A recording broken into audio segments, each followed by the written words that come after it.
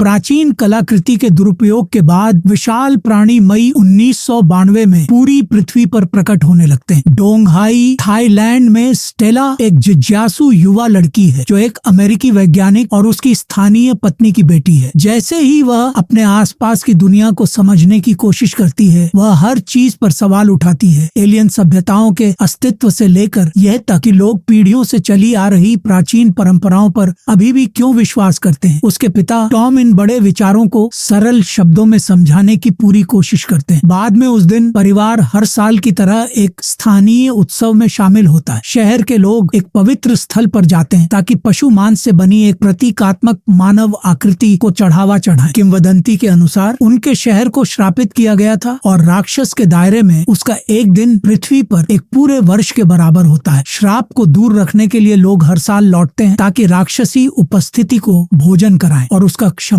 प्राप्त करें। अनुष्ठान के दौरान टॉम चुपके से निकल जाता है, जल्द ही लौटने का वादा करके। सभी को प्रार्थना के दौरान सिर झुकाए रखने का निर्देश दिया जाता है, लेकिन स्टेला नियम तोड़ देती है और अपने पिता को भीड़ में ढूंढने लगती है। अचानक एक ठंडा जानवर जैसा चीख पूरे क्षेत्र में गूंजता है। बुजुर्ग जम्बून सभी को स्थिर रहने और प्रार्थना करते रहने का आदेश देता है। उस रात ग्रामीण परंपरा के बंधन में घर लौटते हैं, सुबह तक घर के अंदर रहने और जंगल की ओर कभी नहीं देखने के लिए, क्योंकि डर है कि राक्षस हमला कर सकता है। टॉम बिना यह बताए कि वह कहाँ था वापस लौटता है, अपनी बेटी और पत्नी को आश्वस्त करता है। बाद में उस रात स्टेला जागती है और अपने पिता को जंगल में चुपके से जाते हुए देखती है। वह गुप्त रूप से उसका पीछा करती है और पवित्र स्थल पर पहुंचती है, जहां टॉम को फटे हुए अनुष्ठान के झंडे और पेड़ों के बीच बिखरे हुए मांस के टुकड़े मिलते हैं। अचानक एक भयानक प्राणी प्रकट होता है, लेकिन टॉम उसे अपनी टॉर्च और पिस्तौल से डरा देता है। पीछे से शोर सुनकर वह मुड़ता है और स्टेला को पाता है, जो खतरे के बावजूद उसका पीछा कर चुकी थी। उसकी रक्षा के लिए टॉम उसे एक पुराने शेड में छिपा देता है और उसे एक रेडियो देता है। वह उसे मदद के लिए बुलाने और कोड वाक्यांश ब्रावो 125 का उपयोग करने के लिए कहता है। स्टेला को पीछे छोड़कर टॉम एक चमकदार गोले की ओर बढ़ता है, जो कई घूमते हुए छल्लों से घिरा हुआ है। अपनी कलाई पर एक कंगन का उपयोग करके वह इसे नियंत्रित करने की कोशिश करता है, लेकिन जैसे ही एक राक्षसी प्राणी फिर से हमला करता है, गोला उसका विरोध करता है और एक हिंसक विस्फोट को ट्रिगर करता है, जो अंतरिक्ष में ऊर्जा की लहर भेजता है। स्टेला छिपने की जगह से निकलती है ताकि अपने पिता को ढूंढे, लेकिन अचानक लाशें आकाश से बरसने लगती हैं। डरकर वह रेडियो पर मदद के लिए बुलाती है, लेकिन जवाब देने वाला व्यक्ति उसकी अनदेखी करती है। अब एक दुस्वप्न जैसी स्थिति में फंसकर गिरती हुई लाशों और राक्षसों से घिरी स्टेला भागती है, जब तक कि वह अंततः आपदा स्थल पर पहुंचने वाले लोगों के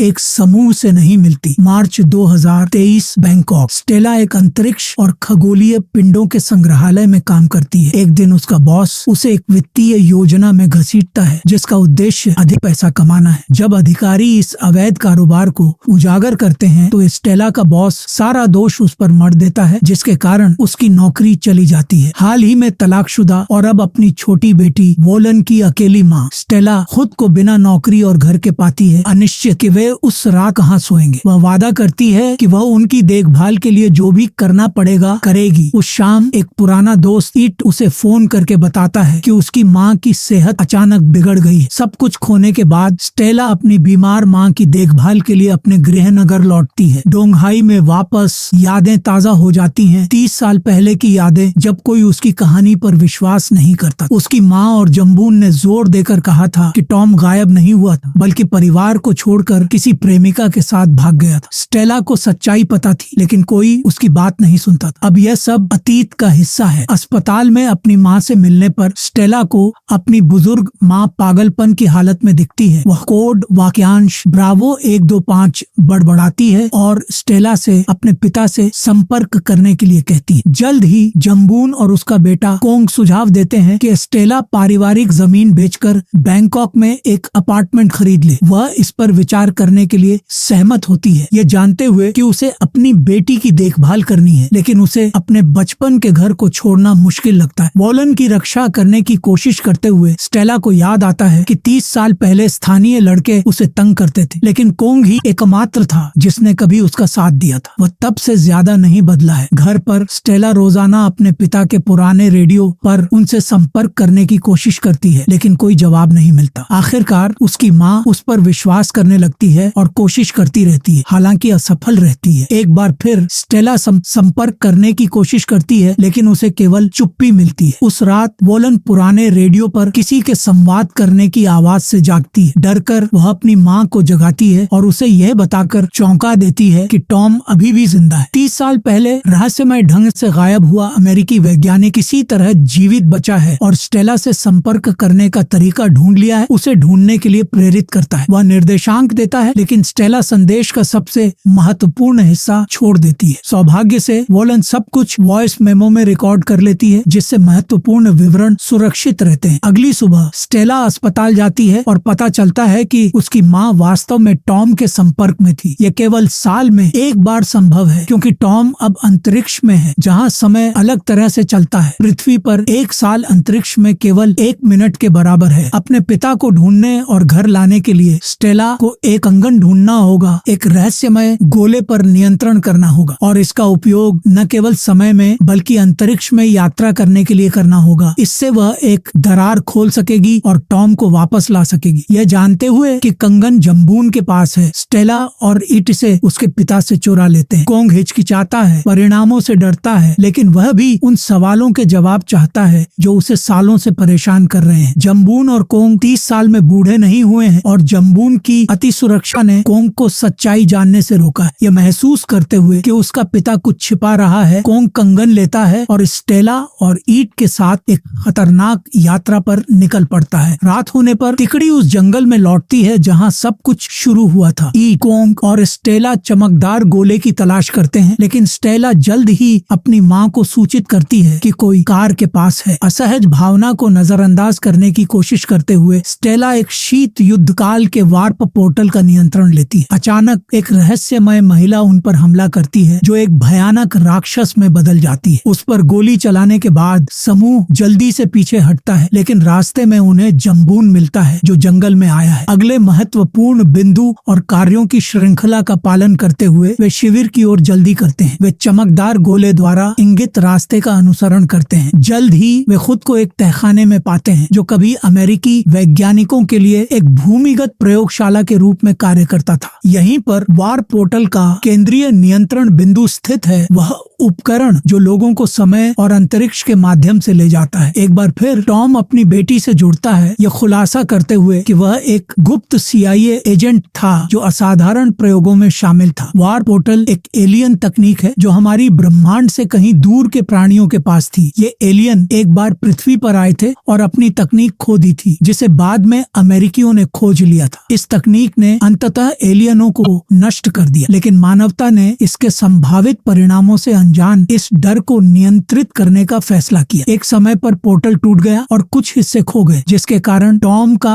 आकस्मिक टेलीपोर्टेशन हुआ। वह वर्तमान में एलियन जहाज पर है, जहां वह पहले ही 30 मिनट बिता चुका है। उसके पास हवा खत्म होने से पहले 20 मिनट बाकी हैं, लेकिन स्टेला के लिए ये गोले के लापता हिस्सों को इकट्ठा करने और अपने पिता को घर लाने के लिए पूरे 20 साल हैं। पोर्टल खराब हो रहा है, इसलिए यह सबसे पहले स्टेला को उस समय और स्थान पर टेलीपोर्ट करेगा जहां लापता छल्ले हैं। पोर्टल के कार्यों और गोले को नियंत्रित करने के तरीके के बारे में जानने के बाद स्टेला अपने पिता को बचाने के लिए एक खतरनाक यात्रा पर निकलने का फैसला करती है। इट और कोंग अपनी दोस्त को खतरे में छोड़ने से इनकार करते हैं, इसलिए वे संभावित परिणामों की परवाह किए बिना उसके साथ जाने का फैसला करते हैं। गोले को सक्रिय करके समूह एक बंजर परिदृश्य में टेलीपोर्ट हो जाता है, जहां वे पास में एक आदिवासी बस्ती देखते हैं और महसूस करते हैं कि वे समय में पीछे यात्रा कर चुके हैं। दूसरी तरफ वे और अधिक मूल निवासियों को देखते हैं और उनके पास जाने का फैसला करते हैं, केवल यह पता लगाने के लिए कि वे खून के प्यासे राक्षस हैं। अपने जीवन के लिए भागते हुए समूह शिविर की ओर बढ़ता है, लेकिन एक सुरक्षात्मक अवरोध के कारण वे अंदर नहीं जा सकते। स्टेला के अंदर जाने के बाद ही वह अपने दोस्तों को अंदर आने दे पाती है, राक्षसों को बाहर छोड़कर। मूल निवासियों के साथ बातचीत करते हुए तिकड़ी को पता चलता है कि वे 5600 ईसा पूर्व में यात्रा कर चुके हैं। यह जनजाति लंबे समय से विलुप्त हो चुकी थी, लेकिन अब उनके पास उनकी संस्कृति को देखने का अनूठा अवसर है। यह समझते हुए कि उनकी अन्य प्राथमिकताएं हैं, स्टेला समूह को गोले का लापता हिस्सा प्राप्त करने के लिए प्रेरित करती है, जबकि उसकी बेटी एक लड़के मोडेन से दोस्ती करती है। मूल निवासी भविष्य से आए आगंतुकों को देवता समझ लेते हैं, जिससे ईट उनका ध्यान खींच लेता है। वह प्राचीन लोगों को स्मार्टफोन दिखाकर उन्हें चौंका देता है, जबकि स्टेला पोर्टल के छल्लों में से एक के टूटे हुए हिस्से को प्राप्त करने के लिए काम करती है। जैसे ही वह सफल होती है, सुरक्षात्मक क्षेत्र गायब हो जाता है, जिससे राक्षस हमला कर देते हैं। गांव में अराजकता फैल जाती है और जिन्हें राक्षस काटते हैं वे वही प्राणी बन जाते हैं जो बचे हुए लोगों का शिकार करते हैं। ये महसूस करते हुए कि वे कुछ भी नहीं बदल सकते या किसी को नहीं बचा सकते, समूह अपने समय में लौटने का फैसला करता है। अराजकता के बीच स्टेला वोलन का नहीं बल्कि मोडेन का हाथ पकड़ लेती है, जिसके परिणाम स्वरूप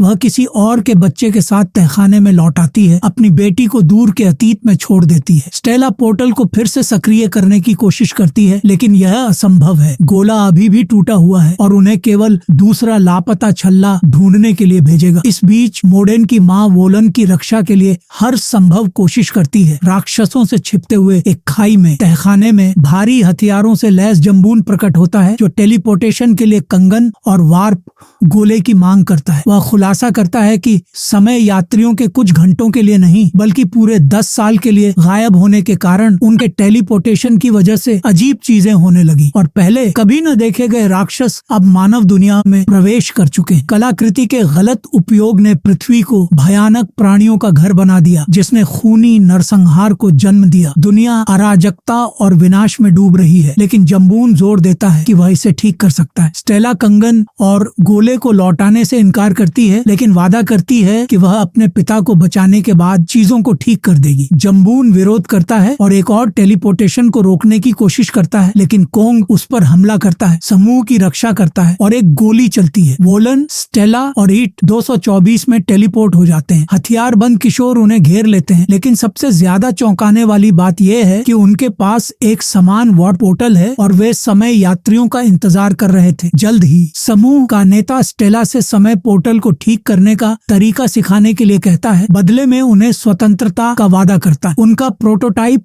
अपूर्ण है, लेकिन वे अपनी नियति बदलने के लिए समय यात्रा में महारत हासिल करना चाहते हैं। नेता की कहानी से पता चलता है कि जनवरी 2024 में सेना ने एक राक्षस को रोकने और नष्ट करने में सफलता प्राप्त की थी, जिसने दुनिया को आतंकित किया। परमाणु हमले के बाद क्षेत्र रहने योग्य नहीं रहा, लेकिन 2055 तक शहर को फिर से बनाया गया। हालांकि कुछ शासकों और अभिजात वर्गों की दुनिया के लिए अन्य योजनाएं थीं, जिसके कारण लोगों में विभाजन हो गया। यहाँ छिपे हुए बचे लोग प्रतिरोध का हिस्सा हैं, जो 2165 में एक भयानक विस्फोट के बाद बना था। इस विनाशकारी आपदा ने न केवल शहर को फिर से नष्ट किया, बल्कि दुनिया को नए राक्षसों से भर दिया। शहर को राक्षसों और मिसाइलों से एक विशेष क्षेत्र द्वारा संरक्षित किया जाता है, जो खतरों को बाहर रखता है। बाकी दुनिया उन प्राणियों से भरी हुई है जिन्हें पहले कभी नहीं देखा गया। अदृश्य अवरोध के अंदर हजारों मिसाइलें हैं, जो प्रतिरोध के आखिरी गढ़ को नष्ट कर सकती हैं अगर रक्षा कमजोर पड़ती है। प्रतिरोध, जिसने संयोगवश छल्ले का एक टुकड़ा खोज लिया था, वार्प पोर्टल पर नियंत्रण करना चाहता है ताकि मानवता को पूर्ण विनाश से बचाया जा सके। वे गोले को फिर से बनाने में सफल रहे, लेकिन यह खराब हो रहा है, इसलिए उन्हें एक शिक्षक की जरूरत है। कोंग 2032 में अपने घायल पिता के साथ फंस गया है और उनकी मदद के लिए कुछ नहीं कर सकता। मरने से पहले जम्बून अपने बेटे को सच्चाई बताने का फैसला करता है कि वह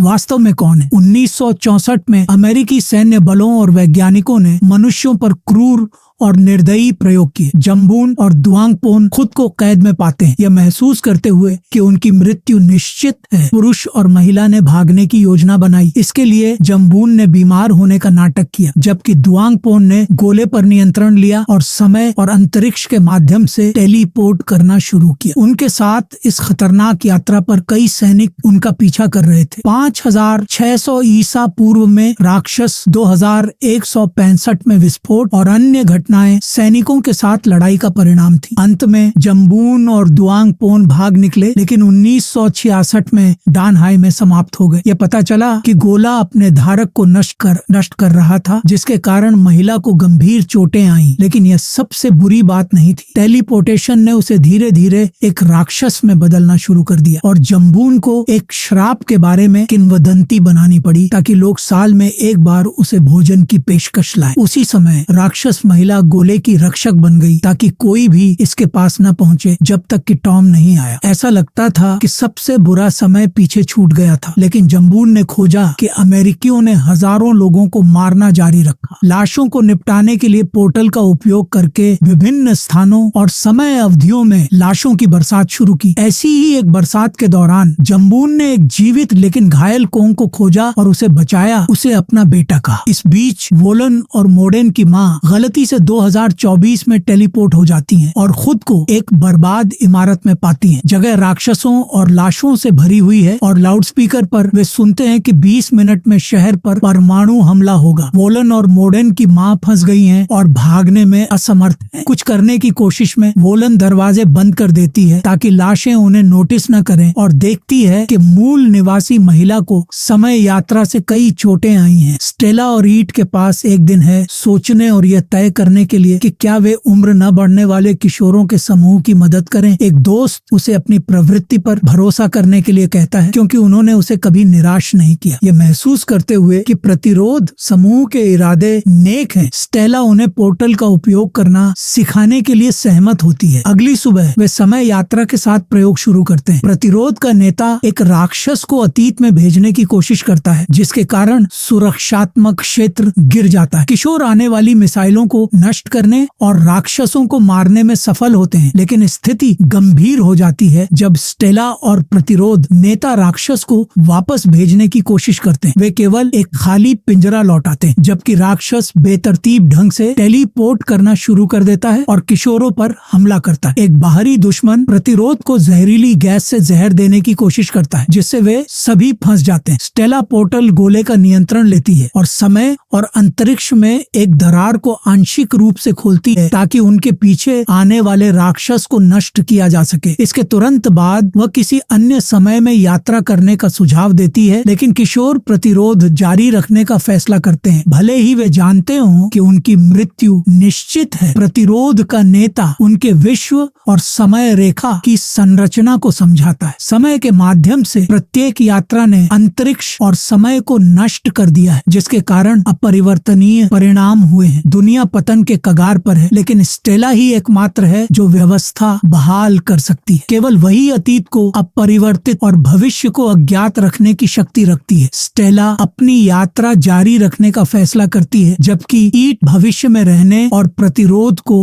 उनके जीवित रहने की लड़ाई में मदद करने का विकल्प चुनता है। स्टेला और मोडेन 2032 में तहखाने में लौटते हैं जहां वे कोंग को पाते हैं जिसने अपने पिता को दफना दिया है। महिला उसे उनकी सभी साहसिक कहानियों और उनके परिणामों के बारे में बताती है और कोंग जम्बून के कंगन को पुनः प्राप्त करने का सुझाव देता है जो अंतिम लापता टुकड़ा है। अब पोर्टल ठीक हो गया है और ठीक काम कर रहा है जो उन्हें सभी को बचाने और ऐतिहासिक घटनाओं के उचित क्रम को बहाल करने की अनुमति देगा। सब कुछ ठीक करने के बजाय कोंग 1976 में यात्रा करने का फैसला करता है ताकि अपने दोस्तों से मिले और थॉमस विश्वविद्यालय में नरसंहार को रोकने की कोशिश करे जहां उसे गोली मारी गई थी। कोंग अपने साथियों की रक्षा करने की कोशिश करता है लेकिन लाल शर्ट में अपराधी उन्हें फिर से मार देते हैं। कोंग खुद को उसी स्थान पर कुछ मिनट पहले टेलीपोर्ट करता है ताकि अपने दोस्तों को फिर से बचाने की कोशिश करे। पोर्टल के निरंतर उपयोग से अंतरिक्ष और समय के बीच की सीमाएं पूरी तरह से गायब हो जाती हैं। अतीत, वर्तमान और भविष्य पूरी तरह से एक दूसरे से जुड़ जाते हैं। एक सच्ची अराजकता छा जाती है जिसमें 1976, 2024 और 2,22,24 के लोग एक दूसरे को देखते हैं। अंतरिक्ष यान प्रतिरोध समूह पर हमला करते हैं, न केवल 1976 के छात्रों को मारते हैं बल्कि 5600 ईसा पूर्व में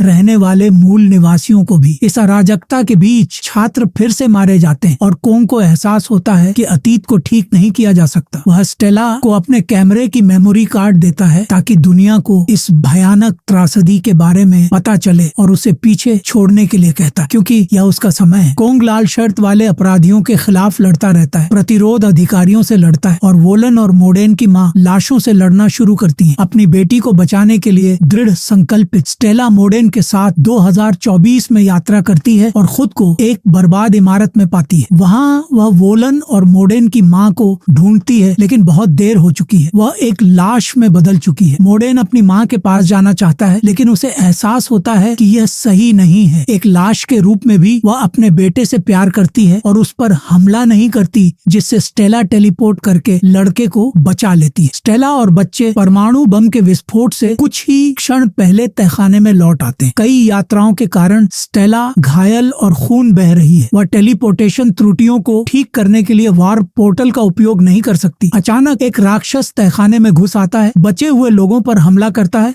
और उन्हें उनके किए के लिए मारने की कोशिश करता है। अपने दादा से संपर्क करने के बाद वोलन को गोले का उपयोग करने के निर्देश मिलते हैं। कंट्रोल पैनल सेट करते हुए लड़की सिस्टम अपडेट शुरू करती है, जबकि मोडेन बहादुरी से उसकी रक्षा करता है। अंत में वोलन, मोडेन और स्टेला सिस्टम को रीसेट करते हैं ताकि सब कुछ अपने सही स्थान पर बहाल हो जाए। वे सभी घटनाओं की श्रृंखलाओं, उलझी हुई नियतियों और समय यात्रा से उत्पन्न अन्य गलतियों को नष्ट कर देते हैं। अंतरिक्ष और समय की सीमा तक पहुंचने पर स्टेला को अपने मृत माता पिता से बात करने का अवसर मिलता है। वे उसके कार्यों पर गर्व करते हैं और उसे एक साफ स्लेट से नया जीवन शुरू करने के लिए प्रोत्साहित करते हैं। जल्द ही सब कुछ अपने सही स्थान पर लौट आता है, लेकिन यह पता चलता है कि स्टेला की माँ जीवित है और मोडेन अब उनके साथ रह रहा है। स्टेला अपनी यात्राओं से प्राप्त ज्ञान को फैलाती है और गोले की रक्षा करना जारी रखती है, यह महसूस करते हुए कि यह कहानी का अंत नहीं है। यदि आप अतीत को बदल सकते हैं तो क्या आप ऐसा करेंगे? स्टेला अपने पिता को बचाने की कोशिश करती है, लेकिन इतिहास को बदलने का हर प्रयास विनाशकारी परिणाम लाता है। क्या एक गलती को और अधिक